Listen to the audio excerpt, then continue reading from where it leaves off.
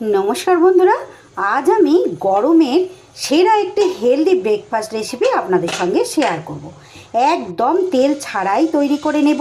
Rupa's simple and daily লাইফের আবার একটা নতুন পর্বে সবাইকে স্বাগত। আজকের রেসিপি যেমন হেলদি তেমনই কিন্তু টেস্টি। পেট ভরে গেলেও আরও খেতে ইচ্ছে হবে। যাকেই খাওয়াবেন সেই আবার খাওয়ার আবদার করবেন। তাহলে চলুন রেসিপিটি দেখে নেওয়া যাক। টিফিনটার জন্য নিয়ে নিয়েছি এখানে আমি এক বাটি চিড়ে। এটা মাঝারি যে মিডিয়াম যে চিড়েটা হয় সেটা কিন্তু নিয়েছি। আপনারা যে কোনো ধরনের চিড়েই কিন্তু নিতে পারেন। এইবার আমি চিড়েটা জল দিয়ে 2 থেকে 3 বার খুব ভালো করে ধুয়ে নেব। সুন্দর করে জল পাল্টে পাল্টে আমি ধুয়ে নিচ্ছি। 3-4 বার জল পাল্টে পাল্টে চিড়ে আমি খুব ভালো করে ধুয়ে নিয়েছি। এবার এটা আমি 5 মিনিটের জন্য এভাবে ভিজতে দেব। আমি কিন্তু এর মধ্যে কোনো রকম জল মেশাইনি, এমনি এটা এভাবে সরিয়ে রাখছি ঢাকা দিয়ে। এইবার নিয়ে নিয়েছি একটা মিক্সির বাটি। এবার এই মিক্সির বাটির মধ্যে এখানে ওই বাটিরই হাফ বাটি চিড়ে আমি খুব ভালো করে এটা ঝেড়ে বেছে পরিষ্কার করে নিয়েছি। এবার এই চিড়েটা এইভাবে একটু গোটা গোটা রেখে চিড়েটাকে একটু গুঁড়ো করে নিয়েছি। ফিরে এলাম 5 মিনিট পর। দেখুন চিড়েটা একদম ঝুরঝুরে হয়ে সুন্দরভাবে কিন্তু রেডি হয়ে গেছে। এবার এটাকে একটা বড় পাত্রে আমি ঢেলে নিচ্ছি। একদম পাতলা চিড়েটা না নেওয়াই ভালো বন্ধুরা। একটু এরকম মিডিয়াম অথবা এর থেকে যে মোটা হয় সেটাও নিতে পারেন। এইবার এর মধ্যে দিয়ে দেব বেশ কিছু সবজি। আপনাদের হাতের কাছে হেলদি যে সবজিগুলো থাকবে সেইগুলোই কিন্তু আপনারা দিয়ে দিতে পারেন। দিয়ে দিলাম এখানে একটু বিনস কুচি আর গাজর কুচি, দিয়ে দিচ্ছি ক্যাপসিকাম কুচি, খুব অল্প অল্প পরিমাণে নিয়েছি। আর দিয়ে দিচ্ছি এখানে ছোট সাইজের একটা পেঁয়াজ কুচি। নিরামিষভাবে খেলে বন্ধুরা পেঁয়াজটা আপনারা স্কিপ করে দেবেন। আর দিয়ে দিচ্ছি এখানে 2টো ঝালের জন্য কাঁচা লঙ্কা কুচি। দিয়ে দিচ্ছি কিছুটা পরিমাণ ধনে পাতা। ঝালটা কিন্তু বাচ্চারা খেলে অবশ্যই বুঝে দেবেন।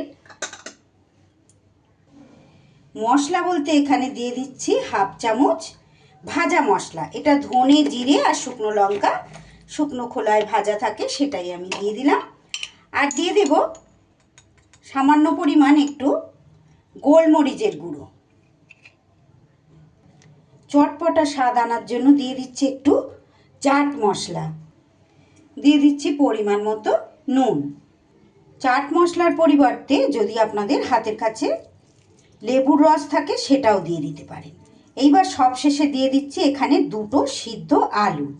আগে থেকে আমি সিদ্ধ করে রেখেছিলাম, সেটাই হাতের সাহায্যে এইভাবে ভেঙে দিয়ে দিলাম। এইবার সব উপকরণ খুব সুন্দর করে হাতের সাহায্যে এইভাবে মেখে নিচ্ছি। একদম চটকে চটকে চিড়েটাকে মাখবেন না বন্ধুরা, তাহলে কিন্তু রেসিপিটা খেতে ভালো লাগবে না। একটু গোটা গোটা থাকবে চিড়েটা, সেইভাবে সব উপকরণ কিন্তু খুব সুন্দর করে মাখিয়ে নিতে হবে। অসম্ভব লোভনীয় বন্ধুরা। গরমের দিনগুলোতে একঘেয়ে টিফিন রেসিপি তো আমাদের খেতে ভালো লাগে না। এটা তৈরি করলে ছোট বড় সবাই ভীষণ খুশি হবে। বাচ্চারাও দেখবেন খুব মজা করে খাবে। আর এক পেট ভরে গেলেও খাওয়া আপনি কিন্তু থামাতে পারবেন না। তারপরেও আপনাকে একটা দুটো খেয়ে যেতেই হবে, এতটাই লোভনীয় তৈরি হবে। আর যেহেতু সবজি দিয়ে বানাচ্ছি, হেলদি তো বটেই।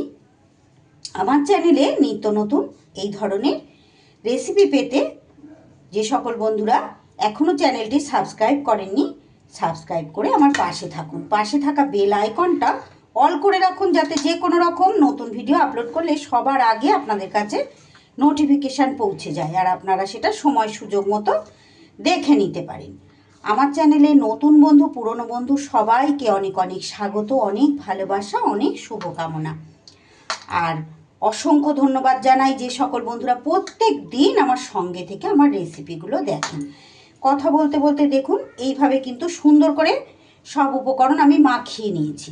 এইবার যেটা করব, হাতের সাহায্যে এইভাবে একটু বল বল করে তৈরি করে নিতে হবে। ছোট বড় যেভাবে ইচ্ছা এইভাবে বলের আকার দিয়ে নেব। সবগুলোকেই এইভাবে আমি বল তৈরি করে নিয়ে ফিরে আসছি। এইভাবে সবগুলো কিন্তু গোল গোল করে পাকিয়ে নিয়েছি। এইবার যেটা করব বন্ধুরা, যে মিক্সির বাটিতে চিড়েটা গুঁড়ো করলাম, সেই চিড়েটা এর মধ্যে একধারে নিয়ে নিলাম। আমি গুঁড়ো করা চিড়েটার মধ্যে এইবার একটা একটা বলকে এইভাবে মাখিয়ে নিতে হবে। প্রত্যেক কটা বলকেই এইভাবে চিড়ের গুঁড়ো মাখিয়ে নেব।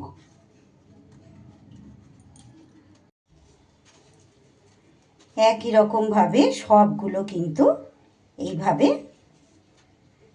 চিড়ের এই যে গুঁড়ো মাখিয়ে সব টিফিনগুলো কিন্তু আমি রেডি করে নিলাম। প্রত্যেক কটাই আমার এইভাবে রেডি হয়ে গেল। এদিকে আমি গ্যাসে একটা কড়াইয়ে জল দিয়ে একটা ঝাঁঝরি থালা আমি এখানে বসিয়ে দিয়েছি। এইবার বলগুলো আস্তে আস্তে এইভাবে প্রত্যেক কটা বল আমি কিন্তু সাজিয়ে দেব।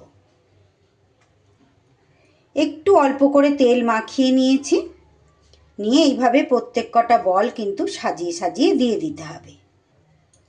যেমন হেলদি তেমন টেস্টি কিন্তু এই টিফিনটা। অতি সহজে আপনারা কিন্তু বানিয়ে নিতে পারেন। বাচ্চাদের টিফিন বক্সে কিংবা বড়দের লাঞ্চ বক্সেও দিতে পারেন। আর ব্রেকফাস্টের জন্য তো একদম উপযুক্ত একটি টিফিন রেসিপি। সব কটা এইভাবে আমি একটু সাজিয়ে সাজিয়ে দিয়ে দিলাম। এইবার এটাকে ঢেকে আমি 5 থেকে 7 মিনিটের জন্য এটা ভাপিয়ে নেব। ঠিক এইভাবে 7-8 মিনিট আমি টিফিনটা ভাপিয়ে নিলাম। এবার গ্যাস বন্ধ করে এটাকে একটু ঠান্ডা হতে দেব। এই অবস্থায় একদমই নাড়াচাড়া করানো যাবে না, একটু যাতে পুরোপুরি ঠান্ডা হয় তার জন্য অপেক্ষা করব। টিফিনগুলো দেখুন কত সুন্দর হয়েছে। এই অবস্থাতেই কিন্তু আপনারা পরিবেশন করতে পারেন। একটু চাটনি বা যে কোনো রকম চাটনি বা সসের সাথে কিন্তু এটা দারুণ খেতে লাগবে। ভীষণ সুন্দর, সফট আর দারুণ টেস্টি আর হেলদিও কিন্তু হয়েছে। আমি এইভাবে পরিবেশন করব না, এটাকে আরও একটু চটপটা স্বাদের বানিয়ে নেব। এবার একটা প্যান বসিয়ে দিয়েছি। প্যানের মধ্যে দিয়ে দিচ্ছি 1 চামচের মতো বাটার। এখানে বাটারের জায়গায় আপনারা কিন্তু চাইলে এখানে যে কোনো সাদা তেল ব্যবহার করতে পারেন। কালারের জন্য দিয়ে দিচ্ছি এখানে একটু কাশ্মীরি লঙ্কার গুঁড়ো। আর তারই সাথে দিয়ে দেব এখানে 2 চামচের মতো টমেটো সস। এইভাবে করে নিলে কি হবে, দারুণ চটপটা একটা স্বাদ আসবে। এইভাবে বাটারটা মিশে গেলে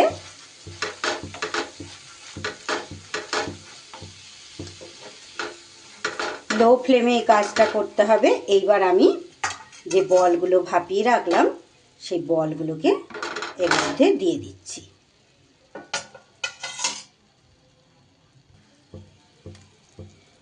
দিয়ে একটু জাস্ট এগুলোকে এইভাবে মাখিয়ে নেব। এটা খেতেও যেমন সুন্দর হবে আর দেখতেও সুন্দর হবে। বাচ্চারা দেখবেন ভীষণ খুশি হবে।